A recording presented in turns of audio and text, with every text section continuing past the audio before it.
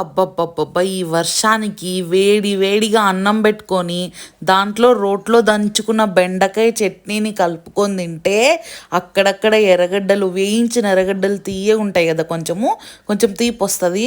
కలుపుకొని తింటే ముద్ద పెట్టుకుంటే వేడి వేడిగా ఈ వర్షానికి అద్దిరిపోతుందంట. ముందే తుఫాన్ అంటున్నారు చూసుకోండి మళ్ళీ. ఇంకా బెండకాయ చట్నీని మిక్సీకి కాకోకుండా రోట్లో దంచినారంటే అద్దిరిపోతుందనమాట. సో మీరేం తిన్నారు ఈరోజు లంచ్కి కామెంట్ చేసేయండి.